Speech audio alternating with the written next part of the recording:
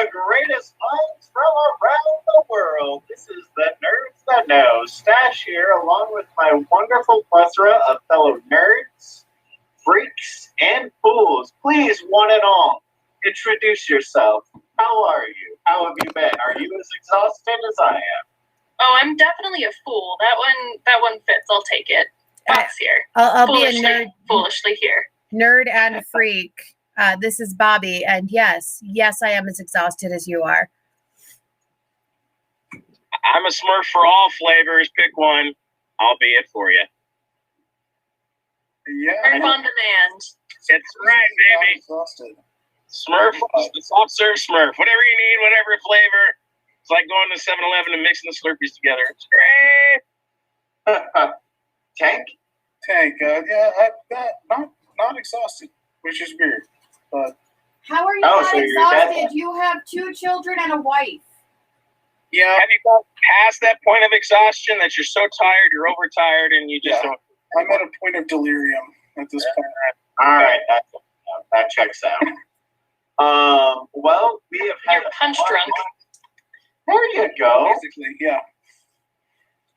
Well, we have had one hell of a week this week, and it all started with E3, and it's all going to end with E3, but let's start with something a little easier right now, if Bobbi is available. Bobbi is available. She was grabbing chapstick. Into the Heights dropped on HBO Max last How week is that easier? in theaters, and I have to say, like, I enjoyed it. I don't know about you guys, but I enjoyed it. There was a lot of singing in it. Was there supposed to be singing in it? No, you hallucinated all of Yeah, that. that was all hallucination. Oh, I mean, I know I've been drinking a lot of wine over the last couple of days, the weekend especially, but was there supposed to be that much singing in it? There was supposed to be more singing in it. They cut a lot of songs. I was about to say that. I was surprised. I've heard the soundtrack to that, musical, several hundred times. Yeah. And wow. I was surprised by how little music was actually in that. And the number of characters that they killed off before the show even started. Oh yeah, well that's what Steph was talking about. I've never seen the original one, so I didn't know that someone was dead until she told me. Did they kill people off, or did they just not include them? No, they have her dead. Yeah, because they reference the people and they're just dead. They're just dead. They didn't miss the show. I mean, isn't that the best way to start a movie, is with a genocide? Yes. I mean, it is a Disney. Well, no, it's not Disney, so that's It's on Disney. No, it's not. I was going to say it's not Disney Plus. No, but Lynn is on Disney Plus, which is why we're all going there. Usually No, that's, it's on that's HBO. a Disney thing, not usually everybody else. Are you kidding? Up started with a death. You have this happy, pretty little picture of That painting was Disney. little couple, and then the old man loses the woman, and it is heart-wrenching. Oh That's my what I'm saying. God! I cry every time I see that. Usually This is Disney's the used point. to kill somebody. Disney kills off people. Yeah, What you don't gets get to see me that everywhere is else. Lynn was actively participating in the production of this movie, Which means right? he must have been okay with it. right? He has multiple cameos in this movie. Also, I don't know if you guys noticed, but there's also a little like Easter egg from Hamilton in there. Did anybody catch it? I don't think I noticed it. I think Fox, being our Hamilton expert, Fox, what's the call? I did not have a chance to see it. Unfortunately, my sister invited me out to see it on Friday evening, but I had other plans, which, Kind of conflicted. I was bummed about it, but Well, then I retract that call. I'll get back to you on that. All right. Okay. So not I did only notice multiple cameos from him. okay, well, I noticed plus there was also a couple of actors who were in Hamilton who were in this movie. that doesn't surprise me at all. But there was a little, I'm not going to give it away so Fox can find it, but there is a little Hamilton Easter egg in this film. Well, Fox, sounds like you've got homework to do. You have to tell us what it is. I didn't notice it, actually. I wonder if your spouse noticed. Yeah, she did. She didn't say anything.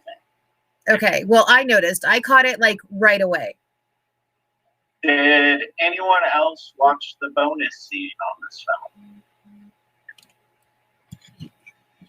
I did not. I was in a hurry to get upstairs and log on. It was a very amusing if completely irrelevant bonus scene. And I gotta say, like, the only reason I knew it was there is because I left the credits on so I could listen to the music that was playing. And it just happened. And I was like, oh, okay, that's fortuitous. Well, now I will have to go back and finish watching the credits. Yes, I recommend it. It's just like a nice little close end to a certain story that was not closed in the regular course of the film. I'm assuming that it closes out Sunny. Yeah, but okay, first off, what do we all think? Like, we never even addressed that. It was enjoyable, but once again, I thought there was going to be more music, which is weird coming from me because I tend to not like musicals. But to drag at certain points where there should have been music. Mm-hmm. Like, I know that there's music supposed to be there, and so not hearing it kind of forced the story to drag a little bit for me. Yeah, especially when they talked the scenes that were supposed to be music. Yeah, which is weird because I tend to prefer that, but for some reason in this one it didn't feel right. Because the music is so well done. The music from the stage show was so well done that having those scenes taken out and just spoken instead was upsetting. Mm-hmm. I definitely understand that. Like, I enjoyed some of the talking scenes because they helped kind of break up the film, and I do feel like Hamilton was a lot of singing. Well, Hamilton was basically an operetta. Yeah, and Hamilton was not a musical. I feel like this struck a little bit better balance, even if it was missing some iconic songs that I perhaps do not know. Yeah, so this was a musical. Hamilton was not a musical. Hamilton was an operetta. All right. So, in my opinion, because Hamilton is 90% sung. This was a musical. This was originally done on stage as a musical. Those other songs could have been kept in there and it still would have been a musical. That other character who should have been there could have stayed in and it still would have been a musical. You know, they did add a slight political piece to this, which was not in the original stage show. Well, and they also took out a mention of a certain person. Yeah, but they were going to have to do that anyway. So, Fox, the line, Donald Trump and I on the links, and he's my caddy, you know, in the song 96,000. Yeah. Right? So he says Tiger Woods and I on the links, and he's my caddy. Yeah. They switched Tiger Woods. I thought I heard Donald Trump when we got to hear the first 8 minutes, but maybe I'm crazy. That song is not in the first 8 minutes. Yeah. It was definitely Tiger Woods because I thought that was a strange turn of phrase. Mm-hmm. Yep. And I was like, is that okay? I guess it's fine. Yeah, that's what they did. They switched out that. Well, they had to go with a famous golf person who had a short enough name, and Phil Nicholson just doesn't fit. Phil Nicholson probably would have. Arnold Palmer, Happy Gilmore. Oh, that would have been funny. I mean, seriously, you're going to go from a not too popular president to a not too popular golf player because of, infidelity and beating his wife and cheating and all the sorts of that. I don't think that was a wiser choice, but I feel like it would have made more sense to leave Donald Trump in. I mean, we're talking about immigrants, like everything that just happened. Like, he is an overwhelmingly unpopular president. I don't think it would have gotten them in that much trouble. I don't think think so. I would have either, but that's the line that was changed. I mean, Yeah. there were several Mhm. other lines that were changed, but That's the most noticeable one. If you've heard that song before. yeah. I do have to say the thing I loved the most about this film and adaptation is that I have never seen a piece of cinema or theater that so accurately represents a location and uses characters only as a driving force for that. Because personally, I don't actually care that much about any of the characters. I care that much about the location and the stories that spawned from that location. Well, I thought it was a brilliant bit of writing. in stories like that, the location becomes a character. Exactly. It does. That was the main character of the story. Yeah. Is the Heights. It's interesting to me though, Usnavi being, I would say, the secondary character and having the Heights be the main character. It's never, his name is never explained in the same detail. It is They mention it.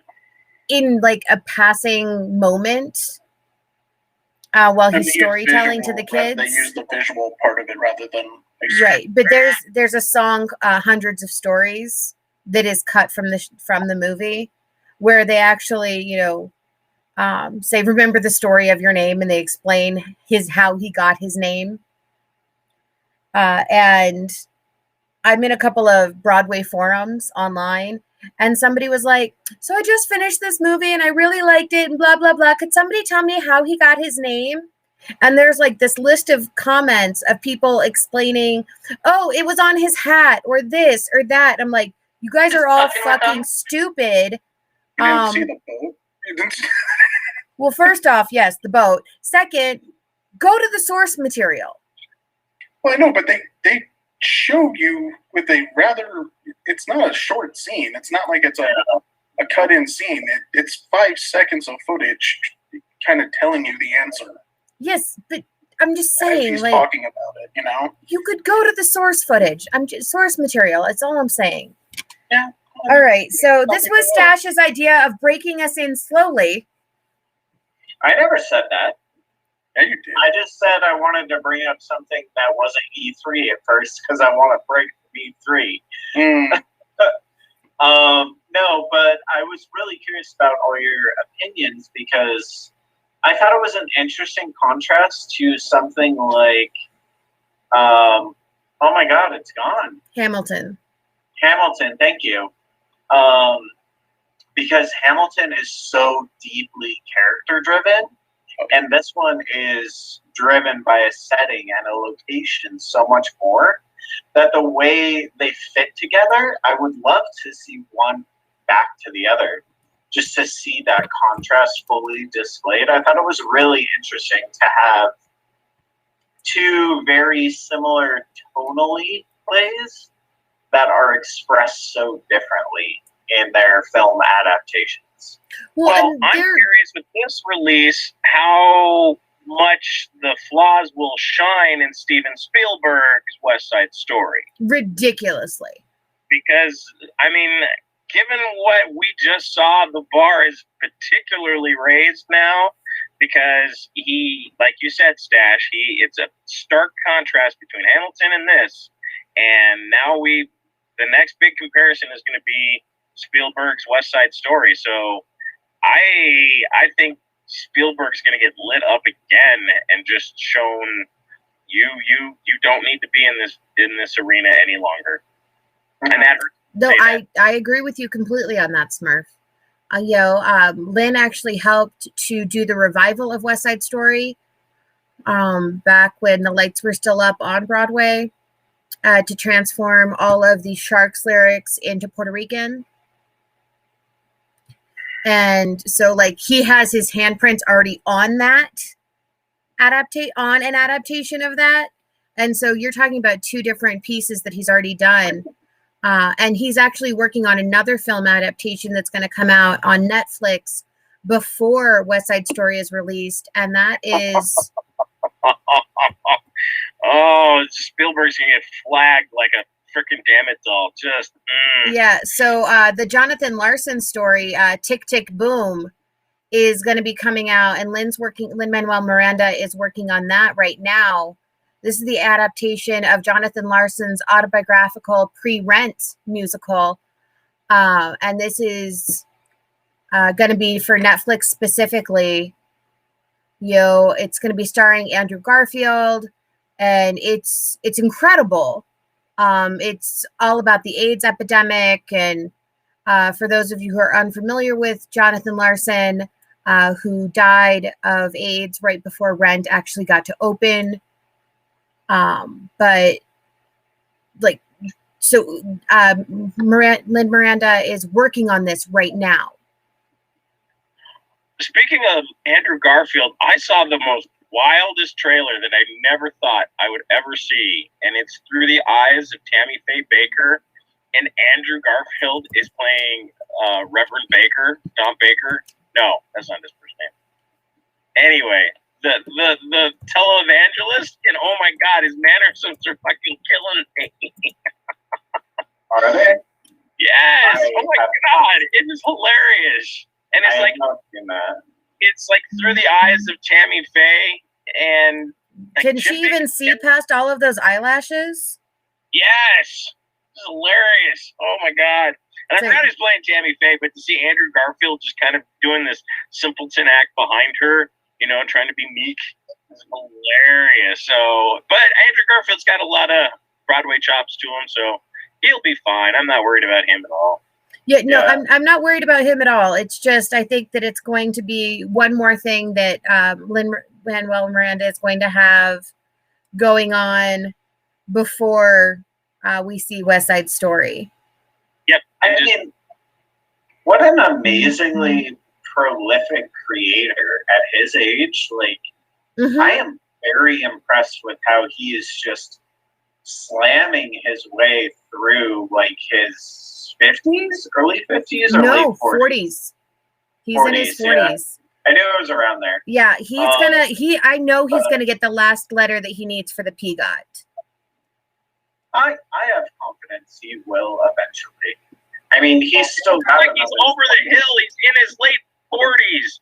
You would think he is, but here he is being so prolific. It's like, in many ways, he's doing the exact opposite of what people do at that age. So, no, that's true. Apparently, Stash believes that everybody older than him is just past their prime, and no, I believe that a certain number of creative individuals tend to retire once they reach a certain age threshold, and that's just how it goes. I mean, you're most creative when you're younger. The older you get, the more rigidly defined your mental structure becomes. Sure. To a certain extent. I mean, I'm not saying no one is creative in their 50s. No, that is kind of what you're saying. You're saying no, the majority. I'm just saying that the level that Lynn is operating at is very unusual for someone at this point in their life. Because he's just like roaring onto every possible scene he can. He's acting, he's singing, he's creating, he's directing, he's doing all of this stuff. And it is very impressive to see. I enjoy it. Yeah. Well, I am only a lot of it in love with him because he is ridiculously talented and just absolutely amazing. And I don't like his beard at all in The Heights. But other than that, we're good. And hi, Wesley. Thanks for joining us tonight. All right. Well, do we have anything else we want to say about In the Heights before we move on? No, we talked about Tick, Tick, Boom. We talked about In the Heights. We've talked about how Steven Spielberg is going to fall on his face. I feel like musicals have been covered for the evening. All right. Well, Bobbi, what do you want to talk about before E3? Bring something up. All right. Well, let's talk about the fact that Lego Masters needs to listen to us and our very creative and brilliant ideas about an OnlyFans Lego Masters. nude Lego building, because then maybe their viewer ratings wouldn't have dropped by 57%. I think that's a product of a change in the world. I agree. But still, I believe that if there were people, okay, maybe not this current cast that I'm looking at on their cast photo, but other people building Legos in the nude, more people would watch it. I don't know. Maybe some of these girls here in the front, they're really cute. There's a couple of cuties. I'm looking at their images. There's a couple. Nerd brothers, the nerdy twins, probably not so much. The older brother and sister, the biker brother and sister that got eliminated last week, definitely don't need to see. No, don't need to see them. But let's see. There's a couple good-looking people in this lineup. Well, I mean, let's not get distracted here. What? I'm just saying that I think that they would do better if they listened to our brilliant suggestion. I mean, it may be a little bit late for it at this point. So. I mean, I am actually curious why they've seen such a substantial decrease in viewership. That is a huge drop for nothing really changing. Well, quarantine ended. Quarantine changed. Yeah, that makes that. So rather than people being at home at the beginning of the summer, they're not.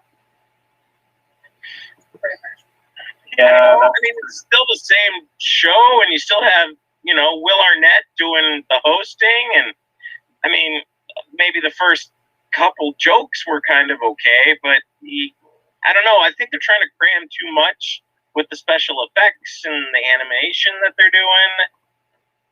Maybe the challenges aren't as cool. I don't know. I mean, last week's was fun. They got to blow things up. But what was bothersome to me is that the explosions seemed rather overly controlled.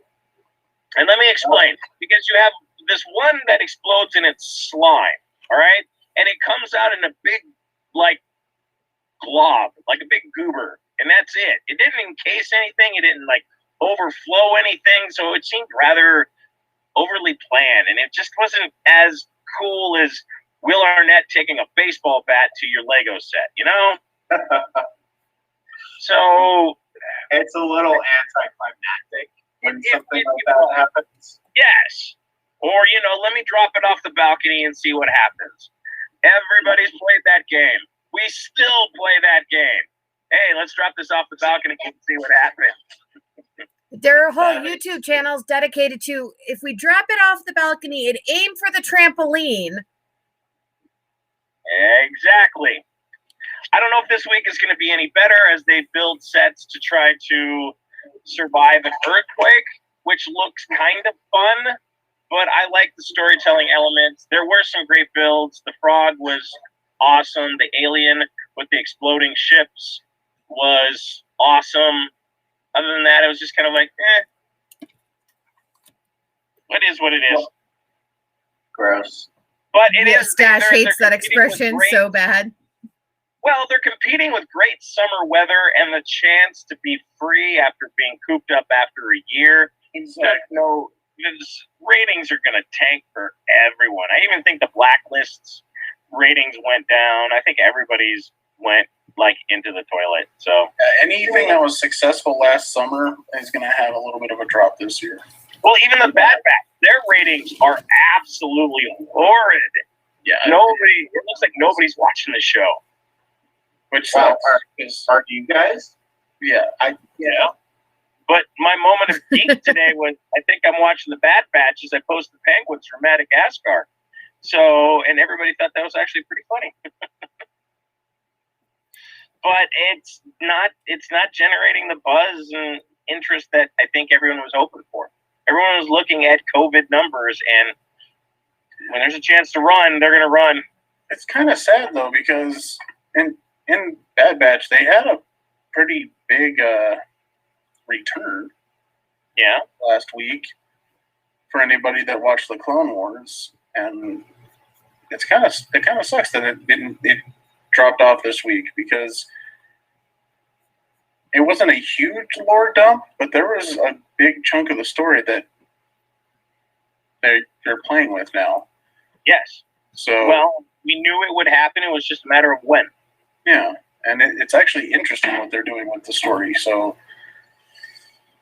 I think a lot of it is just as Smurf said, we're going to see universal drops in viewing because we can get out and be free.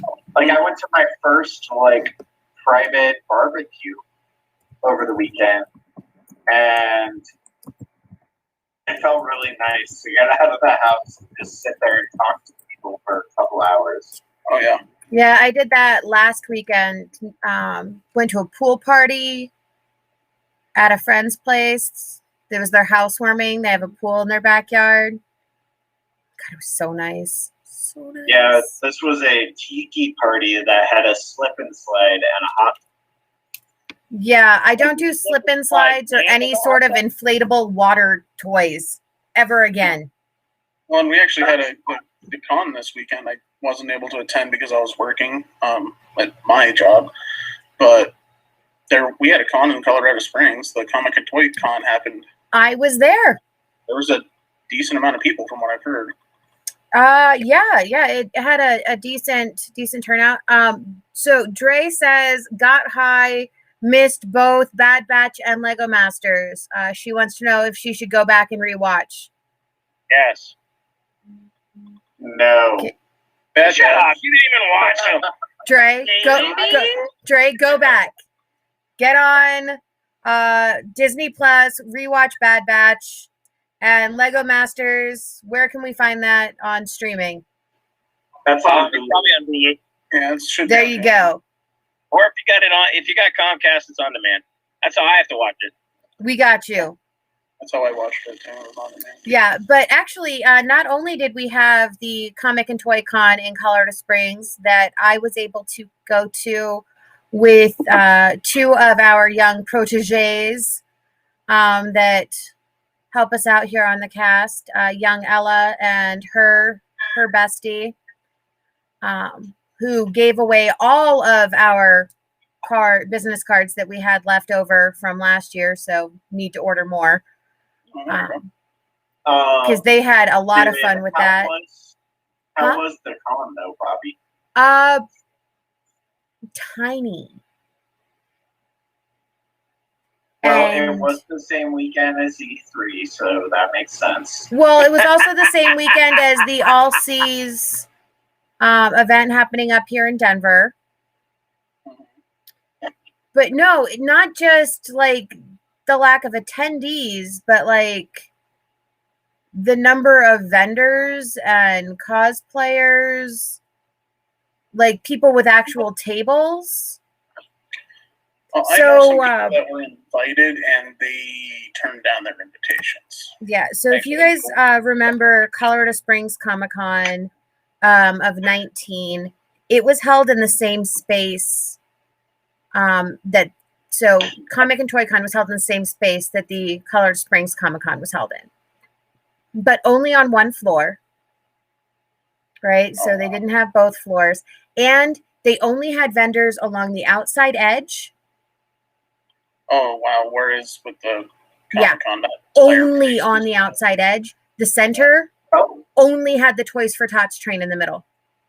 That was it. Wow. That's weird. That's not true. They had the 501st set up in the middle for photos. Yeah, that's still a small show, though. It was so tiny. It was so tiny. Did they have any PlayStations? Any areas for actually no playing gaming spots set up? Nothing. Not a thing. Nary a thing. It was nice to see some of my old con people. We definitely had that moment of, oh my God, you're not dead. And honestly, it's not a big surprise that it wasn't huge. It's the first one in this area, really. I mean, yeah. But it also trying, was not the most organized ever. So Tank and I actually had a discussion after last week's show because I thought the con was free because on their Facebook page it said free admission. On their website it said $5 at the door, or you could, I guess, pre-purchase tickets. At the door, they were cash only, and they were giving out these little blue raffle tickets as your ticket for entry. Okay. So there were people who were leaving the con after 15 minutes and just giving those blue tickets to people walking around. Oh, ouch. I mean, that isn't really surprising, but That is not a smart way to do that. no, it's not. These plans are a thing for a reason. Ouch. Yeah. You know what? It serves them right. It really does. So is this the same people who ran it previously? No. Yeah, the ones that ran it out of that hotel, it's the same ones. Oh, is it the same ones that were running it out of the whatever that hotel is that I can Radisson or whatever it was over there. I thought it was out of the DoubleTree. Maybe it's a DoubleTree, but regardless, it is the same. It's the same group. It's not their first rodeo. And Well, they've done it this sure show did before. feel like a first rodeo. It was a mess. Well, maybe someone decapitated the head on that one, and there's a new person in charge or something. It's I not. mean, It's and and they screwed up that badly. Yes. Wow. I heard all about it. So people who went to the toy and comic show in the Springs ended up coming to where I was at the All Seas Fan Expo, which was free to attend rather quickly after attending that show. So I heard a lot of the overflow and problems and everything that Bobby's explaining. So Yeah. I heard in detail what went Well, on. So we have a lot of pictures. I heard a little bit about it. I'm sure that the girls probably told you some on Sunday. Very little. Most of what I heard was from people that ended up coming down to the flea market where we had our little pavilion set up. A lot of the people that were in the pavilion with me were actually supposed to be vendors there and didn't go. it probably made more money. Actually, there was a vendor that was at the All Seas Expo who lives in the Springs and would rather drive to our expo than set up at the toy one in the Springs. well, I makes sense with the 100 people that showed up to the one in the Springs. I talked to a bunch of the vendors that were there at the one in the Springs, and they were saying, it's not bad for the first one back. And then I talked to a couple of the vendors that I know, And they told you the truth. and they were like, Bobbi, the only reason we're here is to see you. See, I was unfortunately told by customers of mine that some of the vendors at the toy and comic convention were being a bit aggressive with their pricing. You think? Oh, that's running rampant. Like more than normal. There's always a surplus at cons. There's always a little bit of a bump in the price. But apparently it was more than normal. Well, okay, Well, so there are some vendors who are like special con pricing, and then they'll put like a fake price, and then they'll put the discounted price that they've put up for the con, right? There was one vendor who put their discounted con price as 95 cents less. Right? So normal 95 price. cents less than what? Normal price $15.95. Con price $15. Oh, so they were selling figures. Which No. those figures Those were books. for what kind of books? Trades? No, chapter books. Just comics. The comic book pricing is completely out of control. I saw it all weekend. I even got away with one. So I can't complain. But the recent Rona spurge that we have seen in the collector's world continues. as the cons start up. So everyone is still charging the Rona pricing that the pandemic encouraged. So Well, see, I heard it was over that. Like, we know that there's a spike, and that's been happening steadily. But I heard that the pricing was even over what has been the pricing lately. Some of the people that are pricing their books are pricing them as if they were slab books. Yeah, and that's what I was hearing. Is that people were trying to charge graded prices for Raws, and I was like, that's not going to happen at any point. It did. Mm-hmm. I saw a First Miles Morales go for $500. I sold my Young Avengers #1 for $450. So we have a comment that just came in that says, what language are you speaking? Toys, like the fun ones that buzz? Some of them probably do. Some of them light up. Some of them buzz. Most of them have karate action. But they have kung fu grip. Mm-hmm. If it were the kind of toys that you're talking about, I have a feeling that the con would have been better attended. Yeah. Everyone definitely left with a smile. Do you think we'll see a return to traditional pricing sometime soon? Or do you think they're going to try and ride this COVID high as long as they can? They're going to ride it crashes. Yep. I'll ride it till it Is crashes. it going to bump up everything in cons? If comics go up, then that means, stuffed animals will go up. Yeah. DVDs will go up. Action figures, all that stuff is going to be severely inflated. Well, that has gone up. Hasbro increased their prices again. Yes. So a figure that's already coming out, like the one I just showed, is normally $50 if you can find it in Target or Walmart. Now everyone at the con is selling them anywhere from $60 to $75. G.I. Joe figures that just came out that are $20 already up to $45 to $50. Well, and they raised I talked to a few people around here. The 2 distribution price has gone up for action figures, even for like the Legends and the Selects and stuff like that. And this is after pre-sales.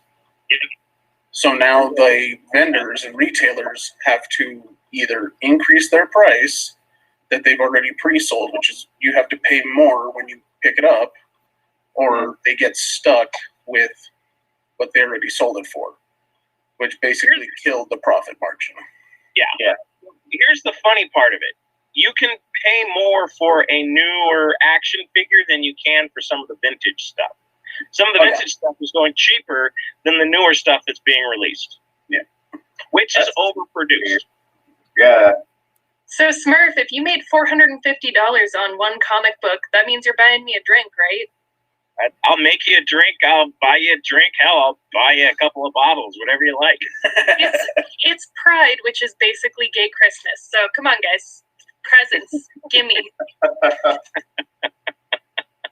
If you come by the bar, I will be more than happy to make you a cocktail. And I'll give you a walk-away gift. Which bar and when? I will pick Fox up and we will make that shit happen. Come to the bar at the studio. All right, done. I would like to check out the studio. That sounds pretty dope. And we've got more stuff added to it. We got a new sponsor that we'll be repping for that I will be presenting at the Nightclub and Liquor Con the 29th and 30th in Vegas. So I will be on stage in Vegas presenting to all of the local and national clubs across the country. Ooh, fabulous. Fancy. Congratulations. Thank you very much. Also, you suck. It's going to be a very fun couple of days, but we do have the new bar. We do have the new sponsor. We have a whole lot of stuff. Bobbi's actually done a photo shoot for P3 in the studio space. She actually even wrestled my microphone between her voluptuous breasts, which they still carry a certain scent, if you will. I can't wait to see that. And you can see that too if you join P3, become a noble. Absolutely. Petfet.com. Absolutely. But it's a fun place, and I'll let you guys know more as we get closer to it. I'll probably even snap a couple of pics, but yeah, it's a busy day. Yeah. All right. Awesome. Stash, are you ready to dive headfirst into E3, or you want to go over some more stuff that we have on the agenda? We've got 20 minutes left. Just let him go. He wants to. Let's roll it. Look how antsy he is in that fucking chair. Just let him go. I think he's just got a It's not sweating my thing. fault. The video game chair. Put the time in him. We're ready for the whole song. All right, so E3 started technically on Saturday, but there was the Summer Game Fest, which overlaps with it. So the pre-show started on Thursday, and that show was 2 different days, and it also encapsulates a couple of other events afterwards. And we have gotten so many fucking announcements.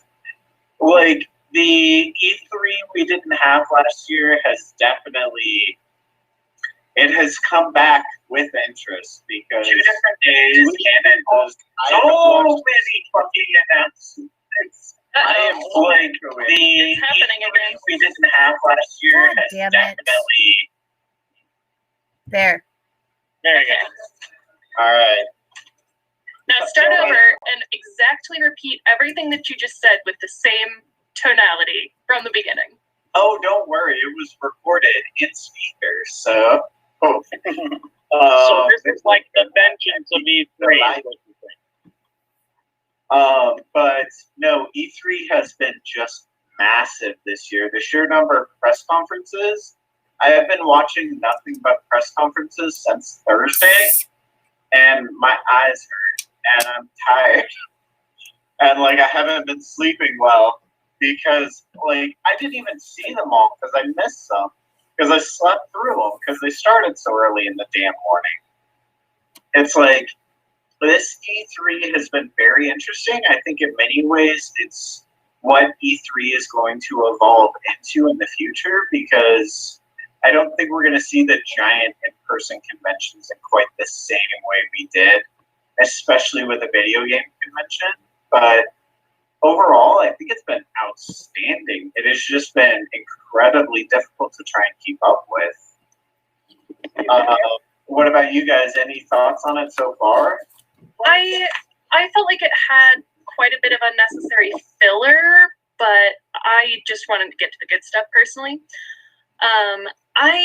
For most of the like major game studios, I was honestly not that impressed with what I saw. Nothing too exciting. More for people who like things like Far Cry and Halo. If that's your jam, then that was very exciting. I'll tell you what really tickled my pickle though is all of the indie game announcements. There I were really- so many. Yeah, I really enjoyed Day of the Devs. I have pages of notes, so I'm going to try to keep this brief. A few games that really caught my interest were, and if you know me, you won't be surprised, Stash. Yes. Garden Story, obviously, coming out I this was year. actually going to send that to you. Yeah, I'm really excited about that. Road 96 looks like a fun one. That The one looks Wandering really interesting. Yeah, that it looks fucked up and like really engrossing. Yes. Wandering Village, Unbeatable, Death's Door, the one where you're like a little crow Grim Reaper. Oh yeah. Yeah. Oh, so there's been like a lot of like retro aesthetic shown. Yeah, retro got really big about 6 years ago, and we're kind of like in the mid part of that resurgence. All right. Yeah.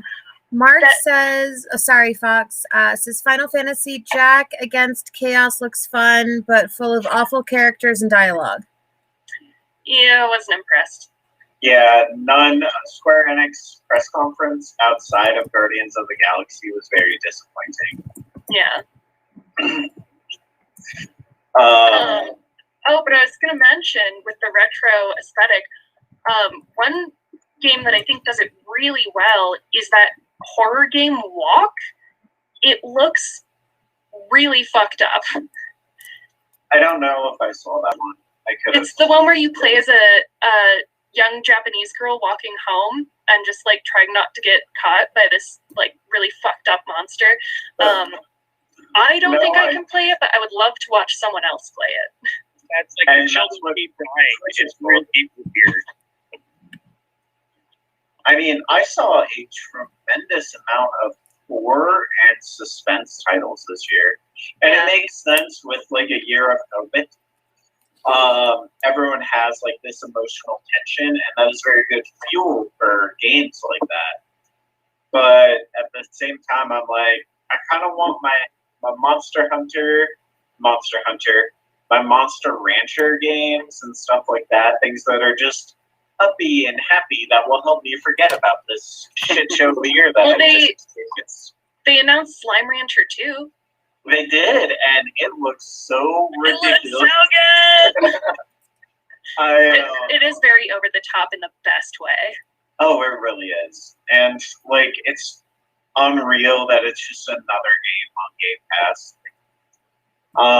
But it looks super fun, very interesting. It's nice to see, like, a plethora of children's games, because sometimes those get skipped over in E3, but because we had so many indie and smaller broadcast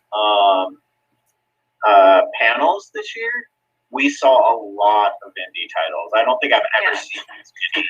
River, sorry. I apologize. No. River. We all love and understand. Some of us understand more than others. So anyway, they announced Oxenfree 2. I'm so excited. It looks so excited. It looks so. Did you watch the gameplay? No, I haven't yet. Because there was a little bit of gameplay after the press conference, and I was just sitting there watching it, being like, "This is so weird." I want it. I'll watch it right after we're done. Yeah, I'm excited about that one. All right. One of our viewers, Dre, says, geez, my first game was Seventh Guest. Wait, no, Atari, Number Cruncher, the 2000. Oh, fuck me. My first game? I don't even know what my first game was. Shit, man. Something on the NES. The first one I remember was Dark Savior on the Sega Saturn. God, what Dre, would it have been? Smurf is kind of like feeling what you're putting down right now, whereas Tell me, Smurf, what game was your first game? Did it come in color, or was it just green? Was it Pong? Yeah. Ooh. Pong on the Atari. Yeah. I still have my original Atari 2600. And I also had a Commodore 64. And I had the ColecoVision. So, yep. First video game I remember playing that I got like super into was on a computer that my dad helped build for me when we were stationed out in DC the first time when we were on the Maryland side. And it was the Winter Olympics. It was in the green screen, right? And it had the joystick, and you had to use the mouse at the same time. And to get the perfect sit spin, you had to push the button on the joystick and spin and push space bar. So her leg went out. Otherwise, the Russian judge gave you a low score. If you only had her sit while she was spinning, you had to have the leg out with the toe pointed. Otherwise, you got low scores. The fucking Russian judge. I'm telling you, this was 1989. I'm wondering, probably Road Rash on Sega. Dre says, "You young folks, get out of my yard." It would have to be either Road Rash or Sonic, because I had a Sega first. So I agree. All you young punks, get off my lawn. All right. Well, I actually have some pretty detailed notes about this, so we can kind of go in order if you don't mind me leading the discussion and just like asking you guys questions. You can, or I can as well. I have it as well. We talked a little bit about Day of the Devs. If anybody has any final words about that before we move on to day one. Pretty good press conference. Yeah, it's. I will say. Yeah. Expensive. Is day one the Ubisoft. pre-show? Oh, okay, that's technically day two. Yeah. Is it? Yeah. It's E3's day one, but it's like the Summer Okay. Games Fest did the pre-show. All right. But Summer Games Fest, like the big performance, the big thing they had was they just had, oh my god, Elden Ring. They announced Elden Ring's release date and trailer, which is probably the most hyped game of last year and continuing through this year. And the fact it was announced there was very interesting, and it looks incredible. It is so dark and spooky and scary. It is the game that was written by George R.R. Martin and created by the developers who create Dark Souls and Demon Souls and stuff like that. Yeah. So it is a Souls-like game with the lore from George R.R. Martin, which I That think is doesn't buy it any credit. I'm sorry. Ever since George R.R. Martin can't fucking finish a goddamn story, I'm not putting a whole lot of faith in him able to write a complete video game. The graphics might be great, the characters look awesome, but you know what? Martin wrote it. I'm gonna wait for judgment because I have no faith at all in that project. I don't know. I mean, everything I've seen looks great, and the thing is, you can't make a game with your writer just sitting in the background. He needs to write it, or they need to find someone else, because a game can't wait to be created. So somebody else wrote it, and That's he not got how credit. development works. So Well, no, they're saying he had a lot of he had a lot of involvement in it, apparently. Okay. yeah, that's what they're thinking, and it looks like, if you've seen the trailer, it looks like his influence is pretty heavy on there. Yeah, it looks like what would happen if you mashed Game of Thrones with We'll Demon see. Souls. Dark Souls, yeah. Dark Souls, Demon Souls, one of those. It's Yeah. definitely a spiritual successor to that line of games. You had I me. mean, They had me until they said George R.R. Martin, and then I was like, no, arms up in the air. No, no, no. I don't know. Can't We'll finish see. a book. Because Oh. video games You can are finish writing a video book. games. You just can't finish more than that without rambling on like a crazed motherfucker. And how many penises are we going to see in the making of this video game? How many penises gave up their lives to finish this video game? Not How enough. many penis points are there? Not enough All right, penises well- have died for this creation. All right, well, let's continue with To Ubisoft. let's continue with E3 coverage, because we have a ton to get through. All right. Ubisoft. Mm-hmm.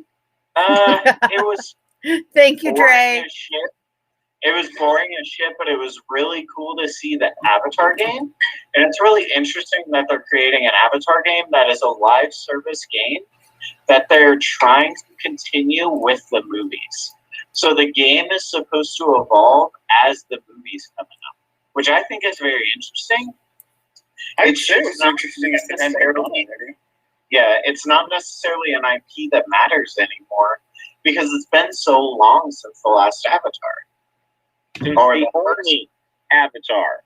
Let's just Yes. put that out there. I would be fine with it if we had more material other than a movie. So Well, the fact they're that supposed to incorporate the second movie, and it's supposed to come out right around the same time as the second movie. I'm going to be 100% honest. I see Defiance Part 2 happening. Ugh. Yeah, you're not wrong. I have thoughts about the second movie coming out. You don't think it'll actually happen until we're all dead? pretty much. Because I he's think it'll writing the happen. second, I third, just don't and think fourth it's gonna movie be all at good. the same time. Avatar, a generation in the making. Yeah, like literally, he's doing 3 movies at once. I don't know. Well, No, because Dre, that right was not after- the Airbender thing. We do not talk about that movie. That movie does not exist. There was no Airbender movie. We're gonna I mean- see him walk out with, tissue boxes on his feet and a jar full of piss pretty soon, I think. Probably. Well, what else was Ubisoft? Wasn't Guardians Ubisoft? No, Guardians is Square Enix. Yeah. For Ubisoft, we had Far Cry 6. Which Dude, the last Far Cry was difficult as fuck. I don't know if I'm ready for a 6. I don't know. This one looks with John Carlo. John Carlos. I think it looks really, really good. It's just Far Cry isn't known for being innovative. No. They're always just kind of good shooters. So we'll see. I have never played a Far Cry game. I have never wanted to play a Far Cry game. I kind of want to play Far Cry 6. I'm a little concerned about how they're going to handle the politics, and a little worried about that. But Decent There history. was a big announcement that they did say they are going to embrace the politics and make it politically oriented. I said I mean, are they going to address the fact that America is the reason that this country is like this? Like, I don't know. We'll see when the game comes out. But they originally were trying to say it's a non-political game. And then everyone was like, are you fucking kidding me? Does anybody remember? Like, Far Cry's history is kind of geared towards fighting against everything. Like, traditional society in every conceivable way. Yeah. Like, Far Cry 5 was basically based around right-wing psychopaths taking over a small town. Yeah, you're running for like most of that game. Yeah. Like, they do not give a fuck what anyone's feelings are about politics. I know, which is the interesting thing that they tried to make it non-political at first. I was like, okay.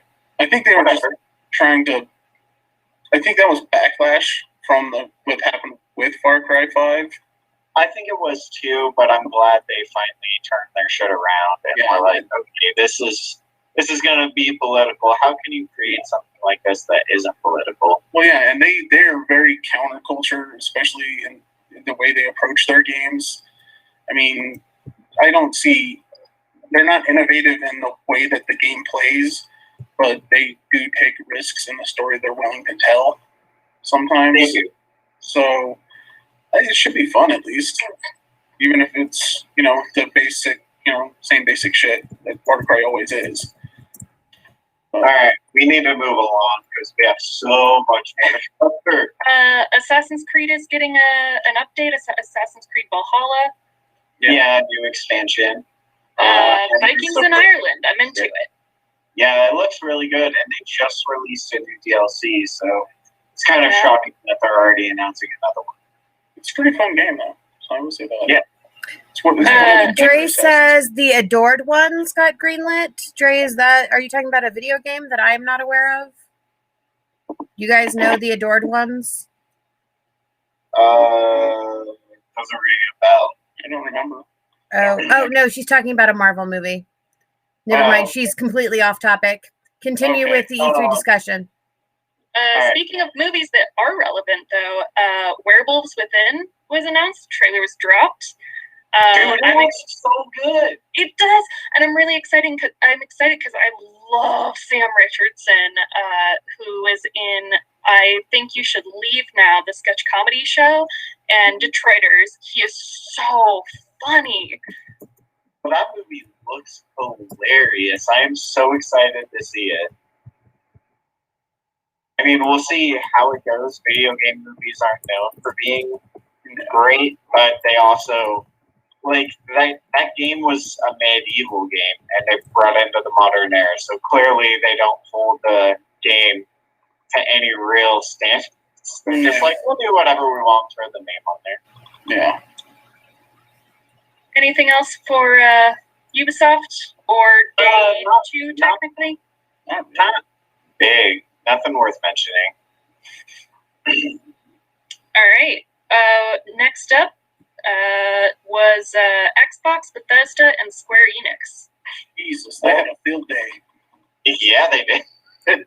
So I think this was one of the best press conferences that we have ever gotten from a video game company, period.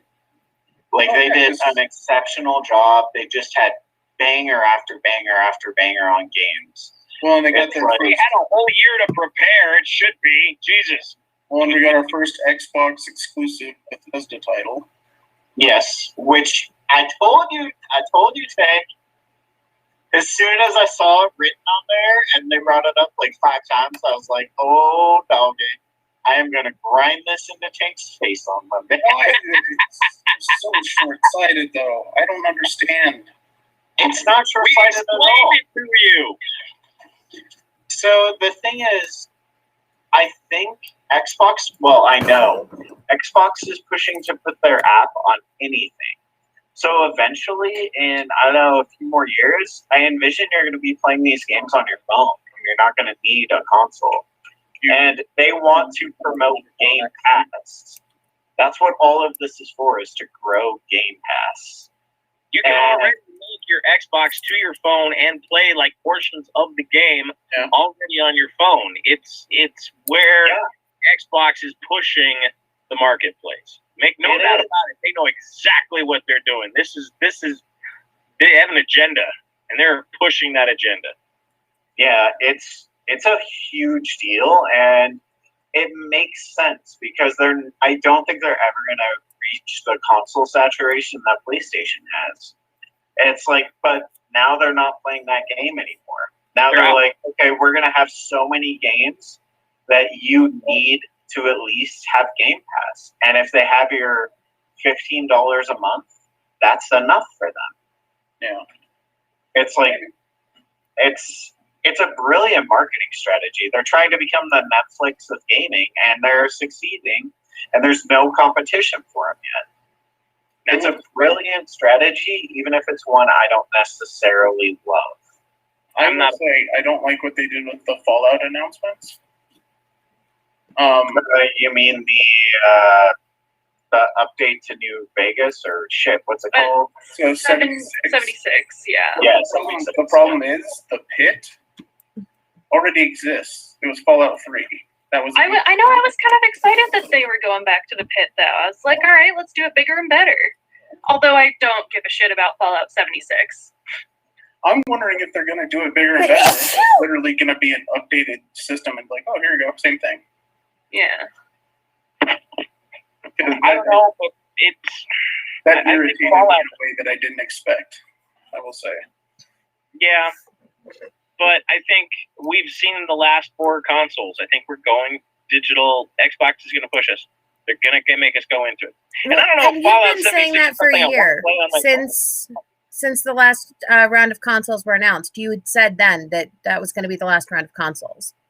Yep, and Xbox is just kind of reaffirming it with what they released and are pushing at the E3. Well, it might be their last line of consoles. Nintendo's never going to stop making consoles. Nintendo's not, but they got a different niche. I mean, they're family, they're kid oriented. That's their target.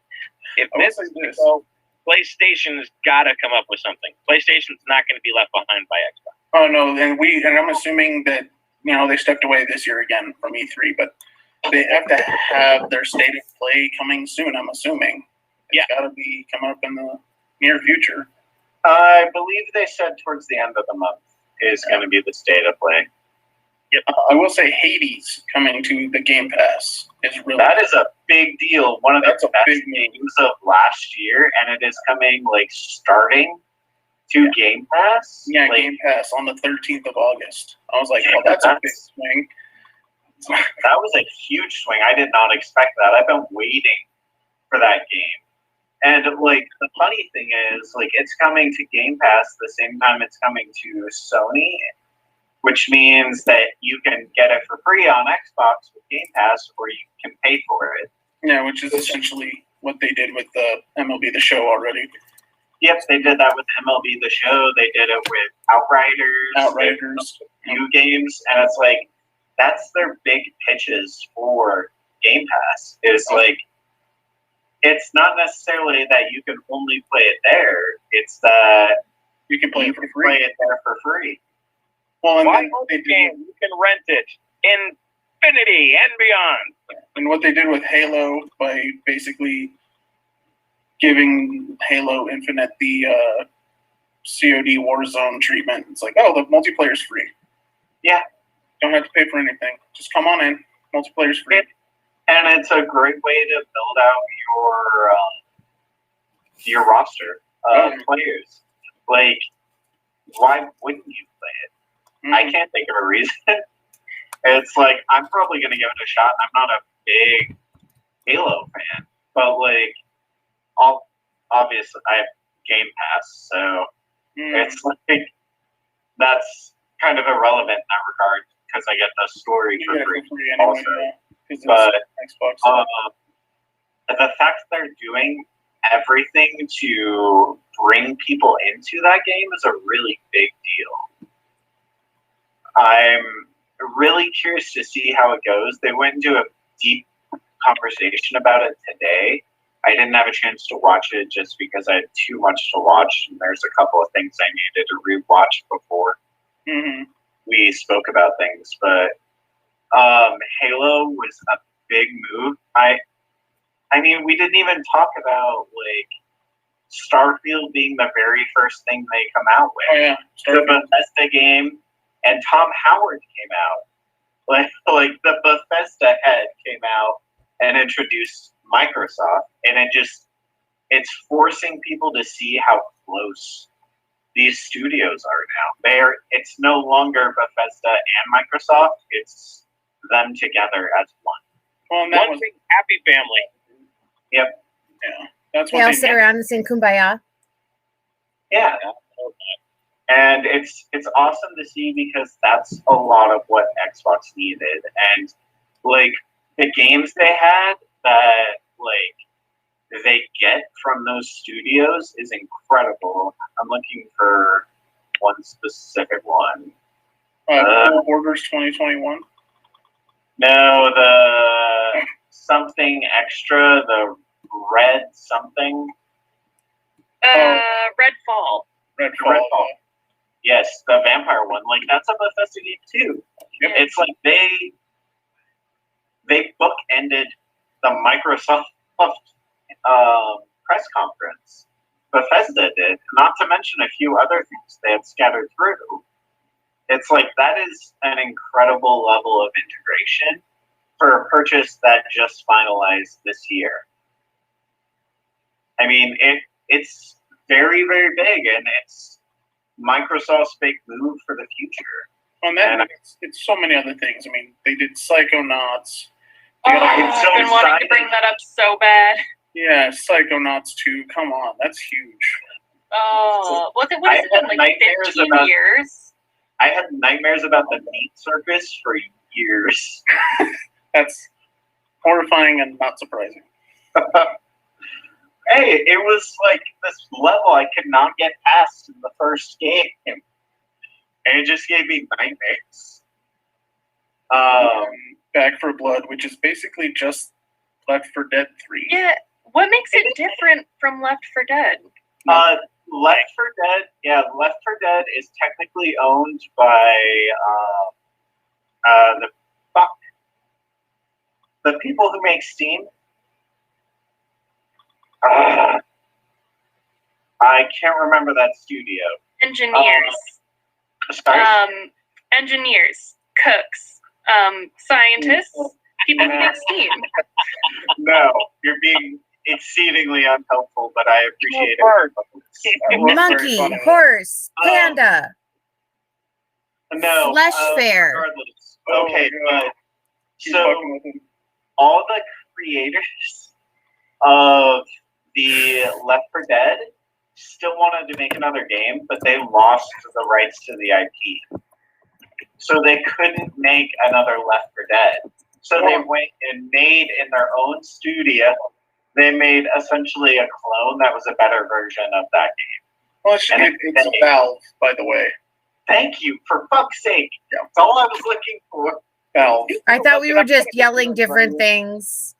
Well, I wanted to actually answer his question so he didn't blow his brains out later. Dre suggested Flesh Fair.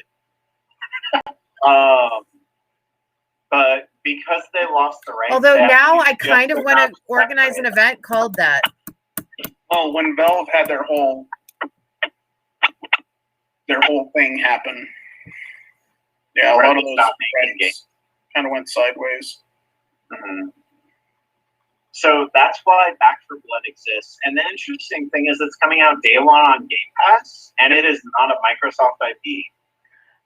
It is And that not is technically, but isn't the company that No. It is not affiliated with Microsoft at all. I thought it was. Hang on. I just saw the name of the company on my list. Well, they probably figure if they play nice with them, they'll get, preferential treatments, and It's they get invited to the family. So, well, it's Turtle Rock, who is the one who made the Left 4 Dead game for Valve. Turtle Rock Right. Studios. They've been partnered with Microsoft before, so it's not a surprise. I think this is Microsoft gave them the money to make this game, essentially. Oh, I don't know. I bet you Microsoft is a co-developer for the game. Microsoft Studios. It doesn't say that? Yeah. Interesting. That is Even though it's not an Xbox exclusive, it is. Yeah. Yeah. That's awesome though. Yeah, That's they cool. developed with them to make this. Okay, so because I know Microsoft is sponsoring a bunch of stuff because they want to support Game Pass. So And I think this is one of that's those. probably why this happened. Mm-hmm. But it's a perfect game because Left 4 Dead, God, that was so much fun. it was, but there isn't a whole lot to those games. No. And that's why it's they just work. you running around killing zombies and trying to survive for as long as you can. Yeah, it's one of those ones that you can jump in for 20, 30 minutes and in and out without having some huge storyline to follow. Yeah, and that's why it's a perfect Game Pass game because you don't have to spend the $60, $70 for it. You can just play it whenever you want. I mean, I imagine they're probably going to take it off Game Pass at some point because it isn't technically owned by Microsoft, but you're probably going to get at least 6 months to a year of free play. I was going to say that's usually how it works, though, with them. They have a game for 6 to 12 months on their pass, and then if it's owned by another company, they let it go. Yep. I mean, we'll see how it goes. I'm really excited for that game. It looks super fun. They had their own press conference that was 20 minutes long. That was just about their PvP. That looked really interesting. And then Xbox, leaning into the joke with the mini fridge announcement. I will say I appreciated that. I kind of want it so bad. I'm going to interrupt I you want it so bad because it's kind of turning into the Stash and Tank show. Sorry. Which we love you guys. Fox had some great information before, but at this point, I'm just taking notes on what you guys are saying, and I'm lost. There's one other thing that I wanted to bring up from the You can tell Xbox. I'm super not a console gamer because plus there's also the fact that I worked all weekend and did not watch any of E3. Fox? Yeah, there's one more thing that I wanted to bring up from the Microsoft Day, and that is Life is Strange 2. It looks so good. It does. It looks, it's technically, it's Life is. They did the prequel series after they did the first series, so. You got a new power? You do, and if you get the deluxe version, you get the upscaled version of the last 2 Life of Stranges for free. Oh, I didn't know that. I knew that they were releasing them, but I didn't realize you could buy it all in a bundle. Yep, they're up-resing them, so they're just a little prettier. They're still pretty ugly, but they're prettier than they were. The new one is very pretty. Yes, it is. And I think, what's it? Her ability is essentially empathy. I think that's a very interesting dynamic for storytelling. Yeah. And it just makes me think of Psychonauts, because that's essentially like the gist of Psychonauts. You're using your power to go into people's heads. It's the same power. It's just very, very different totally. Mhm. All Not right. wrong. Anything else from day? What is that? Technically day 3. Yeah. It's like really weird to think, because it's like technically day 2, but it's also kind of like day 3 if you count the pre-show. Yeah. So, do we count the pre-show or no? I think we should, because we got big announcements at it. Okay. But it's technically not part of it. So. All right. How about today? Was that today or yesterday? Let's go yesterday still, because we need to talk about Square. Because we need to talk about Guardians of the Galaxy, because that game looks amazing. It looks like so much fun. Can't wait to play Star-Lord. Oh, yeah. Yes. Dude, that's your text alert on my phone is Star-Lord. This is a very different Star-Lord. Yeah. It's heavily influenced by the comics, and it's very different. It's the same tonally. The music choice is just as great.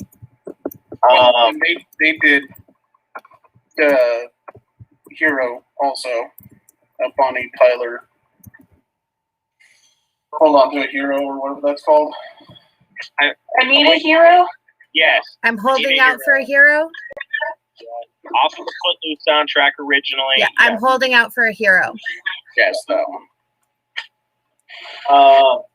But I mean, I was really surprised to see this game and to see them make a single-player game where you don't directly control the rest of the Guardians. I thought was very interesting, and it looks very well done. I'm seems like exceedingly excited.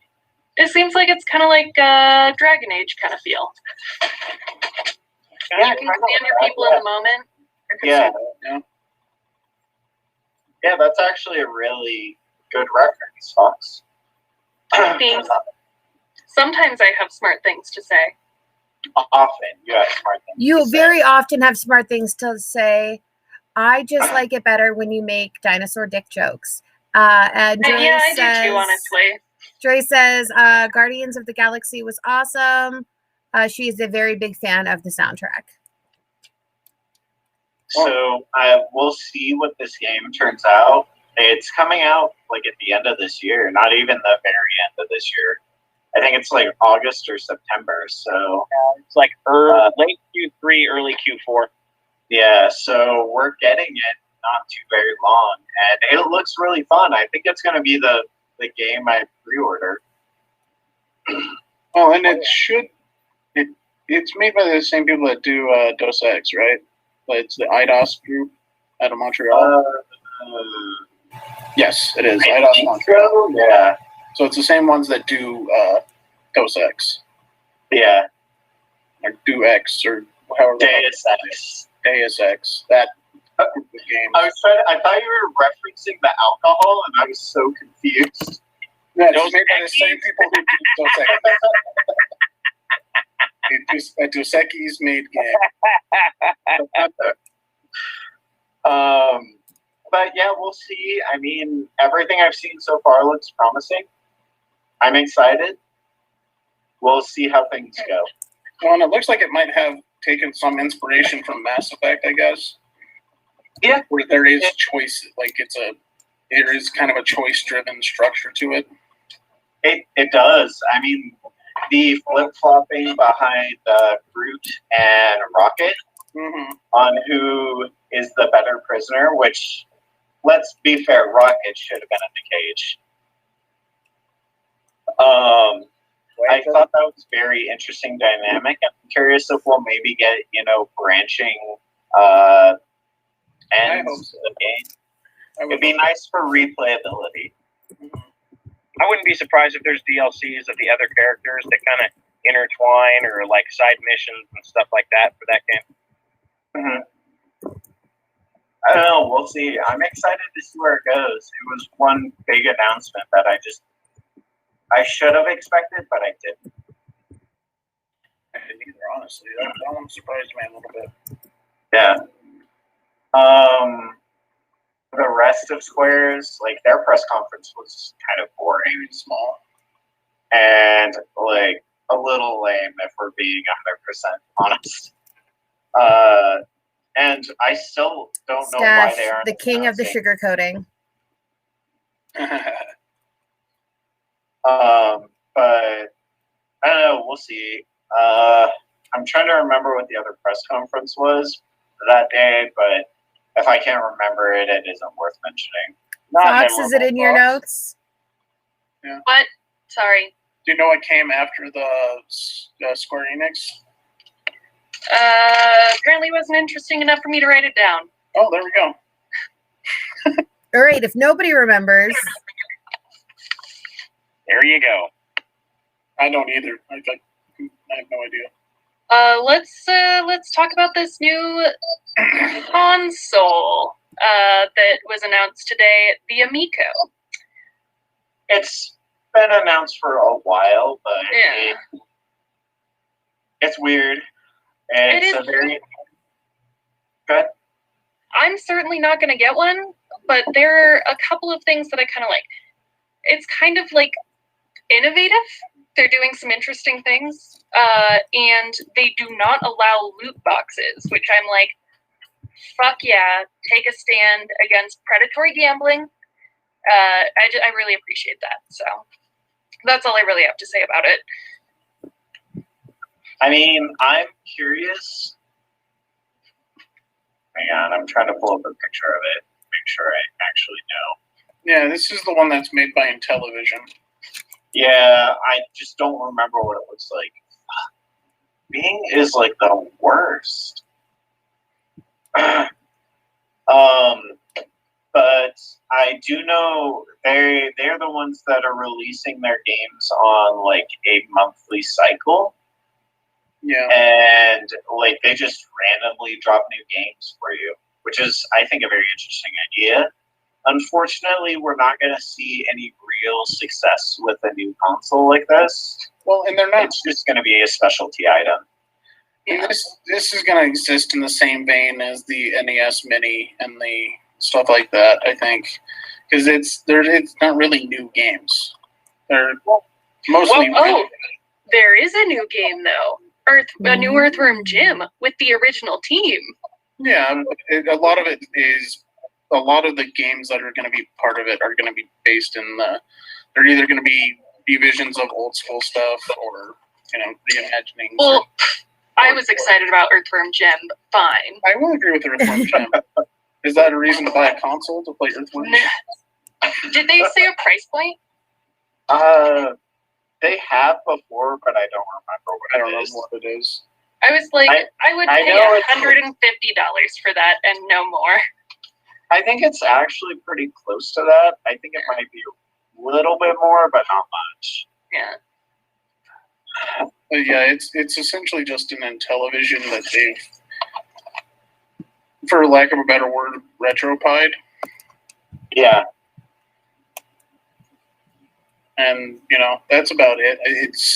It's cool if you want to play some of the older games. It's a good way to do it, to get a bunch of them at once, and to have them take the same path that Nintendo did, and just update like they did with their online version of the NES Mini, and just do monthly updates to it. So it'll work. People will buy it. I probably will eventually play some of those older games. Yeah, I mean, it's nice having the options to do so.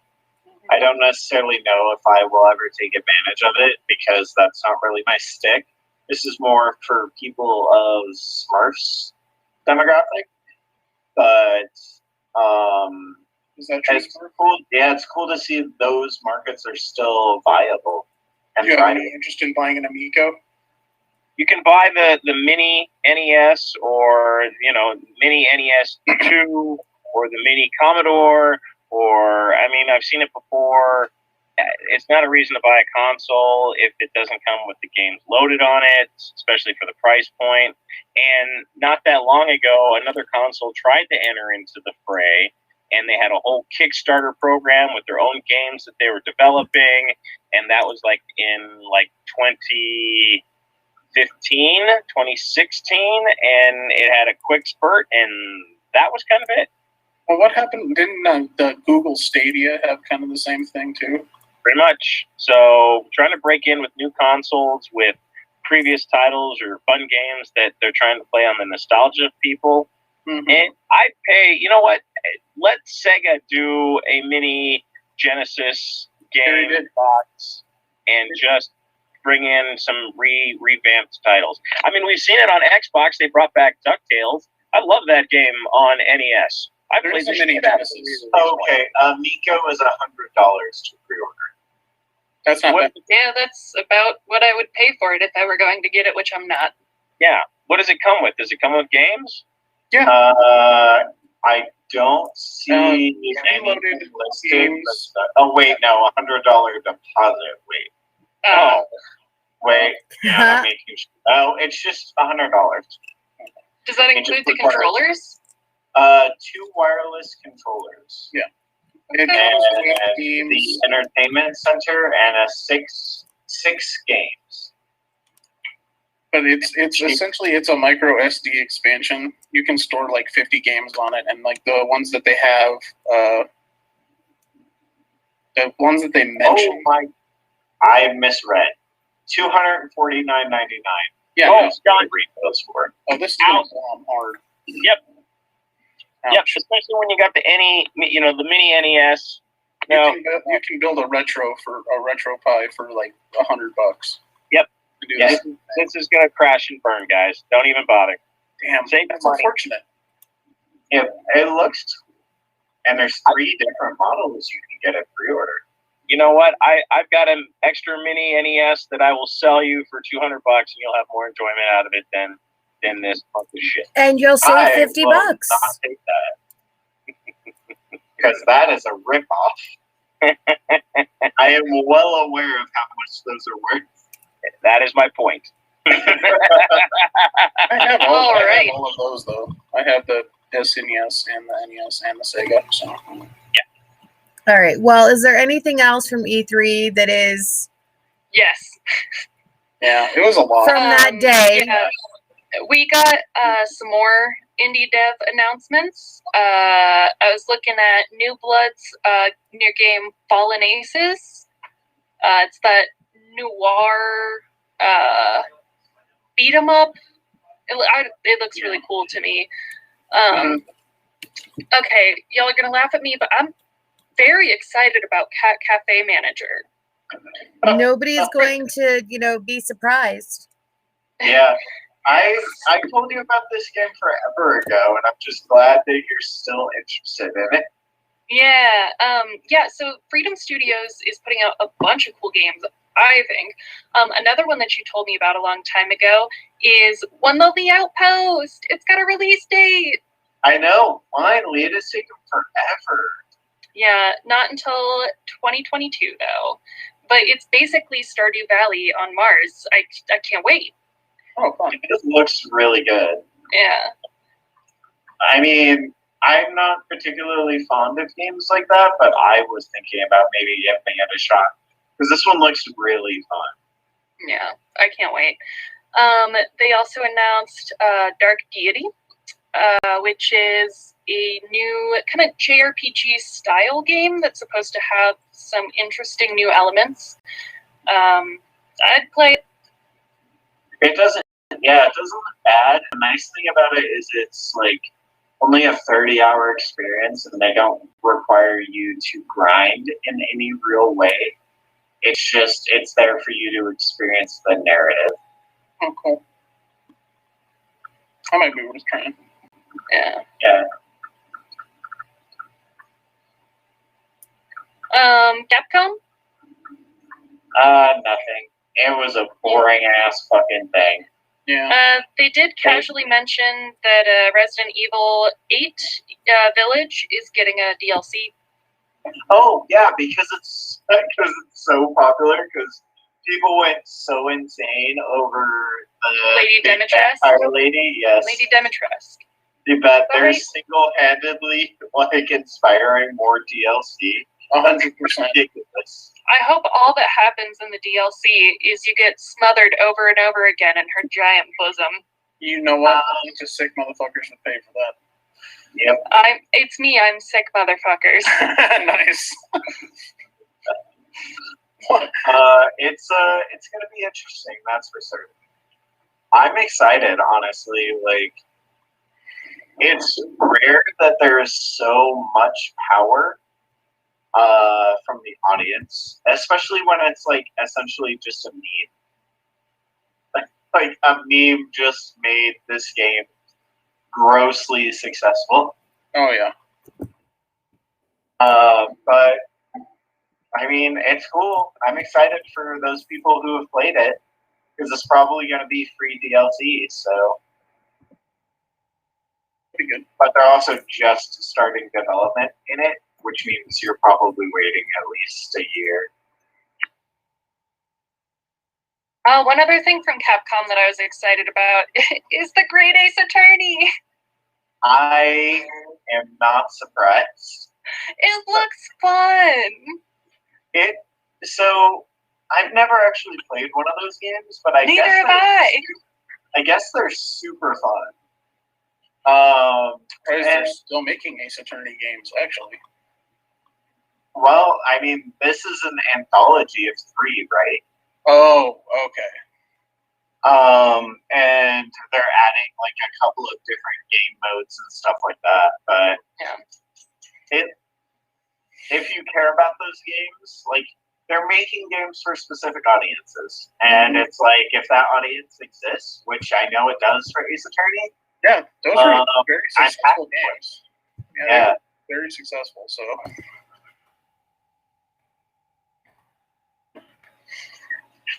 So we'll see. Yeah. I don't know. But it's cool that they're doing that much for their audience. It's like Capcom has always been pretty good about that, especially with like Monster Hunter and the like.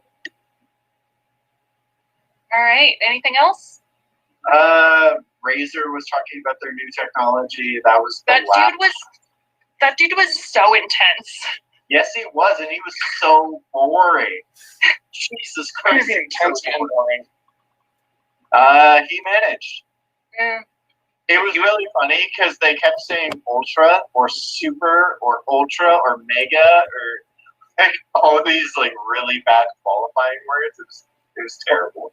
I think it was beat him a dummy. Just get him just tanked out. Just call it quits. Yeah. I mean, it's impressive technology. Games have evolved in the last. Technology has evolved in the last year. Who would have thought? Well, and Razer is always kind of pushing that. So. Yeah. And tomorrow is Nintendo, and we will discuss that next week because I'm very excited to see what Nintendo has to offer. Pokemon, Zelda, Mario. Yep, Pokemon. I don't know if Zelda's. I don't think it's Zelda time yet. A lot of people do. They'll say something about Zelda. We'll see. It's gonna be. It's Mario's year. They're not gonna have anything with Zelda because they pulled back all the Mario merch to go. This is like a big anniversary for Mario, so we're gonna see like Mario everything. Zelda will be next year. No, Mario was last year, wasn't it? Yeah, that was last year's big push. Yeah, they didn't do anything. They postponed everything. So I have a feeling we're gonna see a shit ton of Mario. Well, we've already heard what Mario is doing. They announced the Mario and Rabbits. Yeah. Yeah. I bet they're going to follow them with more. Maybe not, but I would be surprised if they brought Zelda up because they don't want to eclipse Mario. Yeah, I don't. I want to say it's a special anniversary for. It's either Zelda or Pokemon. Pokemon's done its 25th anniversary. Yeah, we covered that That's why already. we're getting, that Arceus and then the Yeah. remakes of Yeah, so they're Pearl going to and definitely they're definitely going to hit up some Pokemon stuff. Yeah, I'm guessing that's going to be a big chunk of it. Yeah. And they said it's not going to include the next generation Switch, which is stupid. It's going to happen. It's necessary because, like, the Switch is kind of shitty. Like, That's no fine. offense intended, but like technologically, it is not very competitive. Well, no, but that's why they're doing the Switch Pro. Exactly. That's like, we'll see. I mean, they sold on Xboxes and PlayStations, so Yeah, I'm sure it'll happen. If nothing else, they'll create an artificial market like they did with everything else they ever sell. yep. So there you have it. Next week, we will be back with more E3 news. God, I can't imagine that happening. Also, we will give you our thoughts on Loki because, just frankly, we ran out of time. And whatever show may strike our fancy. But in the meantime, laugh hard, run fast, and always be kind. Give us a share, give us a like. Good night. Fare thee well.